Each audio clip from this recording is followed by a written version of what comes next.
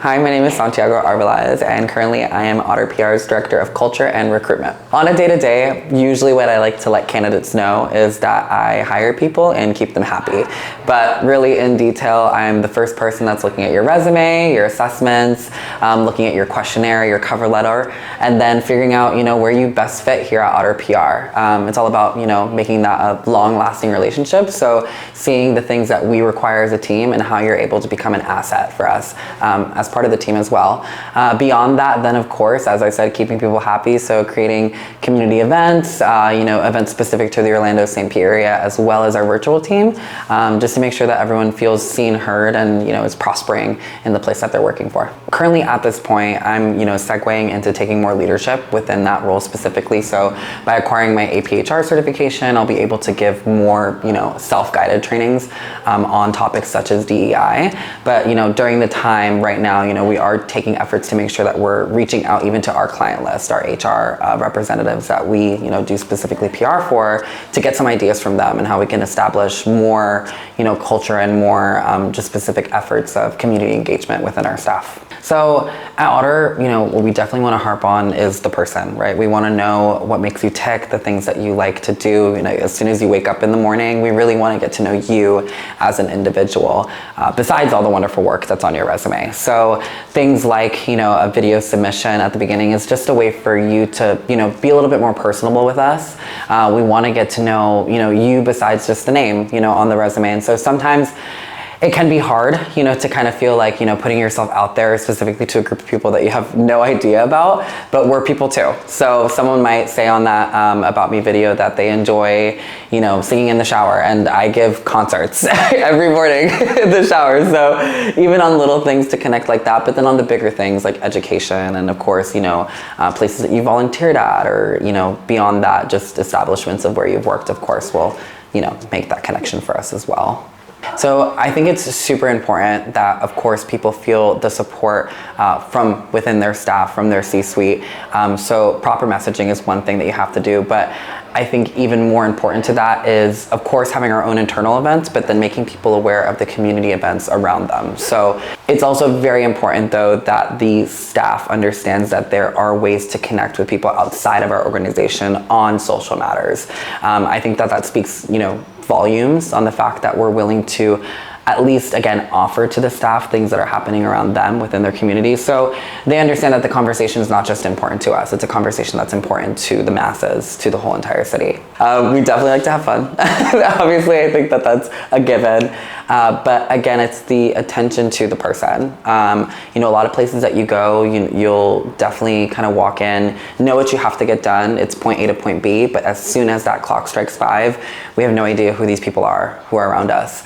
I truly feel like it's not that way here at Otter. I can know or tend to ask people, what did you do X, Y, and Z this weekend? Because I know that those are activities that they really enjoy and are passionate about in their lives. So we're big on the About Us videos. We're big on the Get to Know You videos. We're big on just the person at large. So I think as long as you're coming in here and you're excited to share about yourself and excited to share about the things that you've done, whether it be on vacation or whether it be just the weekend, someone's excited to hear about it.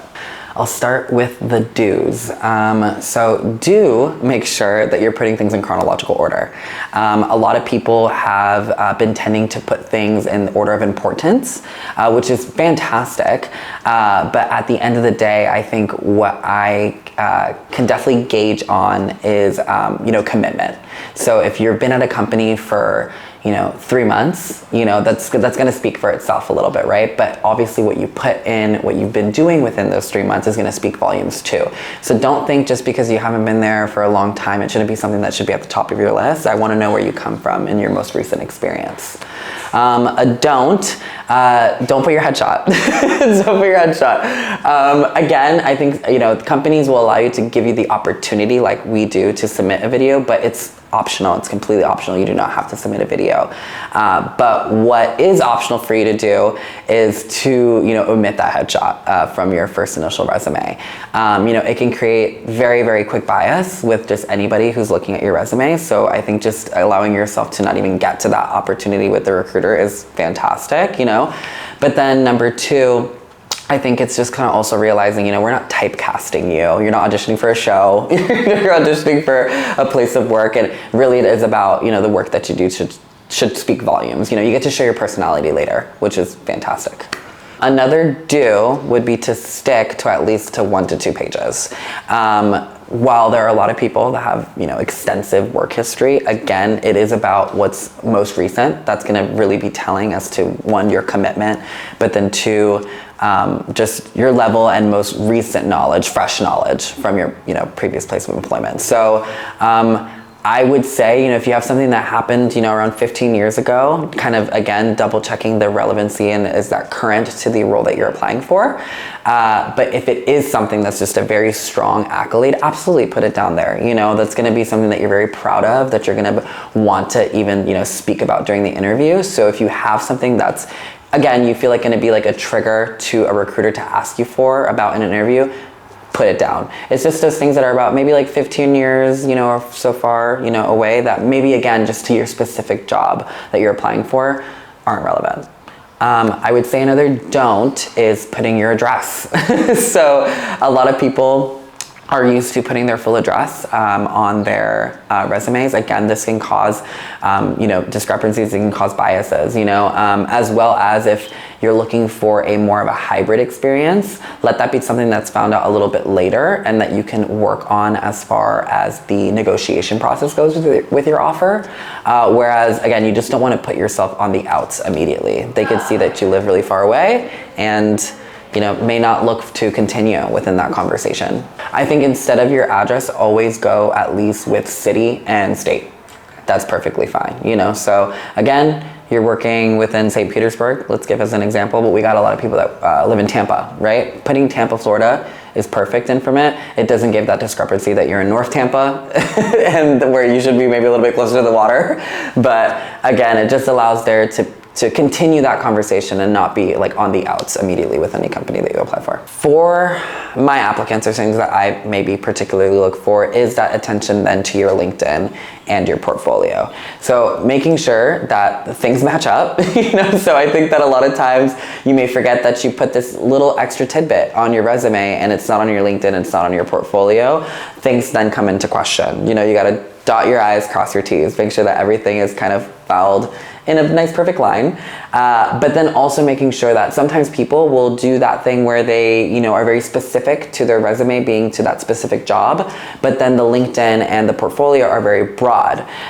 It really, again, just depends on the industry that you're applying for, but as far as being as specific as possible to the exact position that you want is going to be fantastic, because they're going to know that you're not just that person for this job, this resume, you're that person all the time via LinkedIn and via your portfolio as well. Coming from like my area and what I do on a day-to-day, people, what they have to realize is that it's all about being you. No matter where you go to work, you're going to be committing that time to an environment that you're hoping shares those same values and that is specific to their mission statement, all those things. So making sure that from the very beginning you're yourself is only going to serve you right later down the road.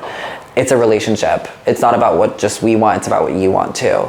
So be vocal about the things that you're hoping to see from your next place of employment.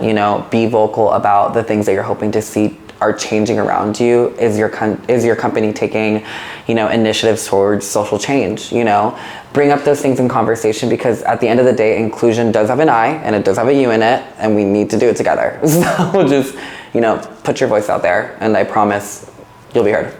Thank you so much for watching. If you have any further questions, please drop them in the comment section below, and I can't wait to hear from you.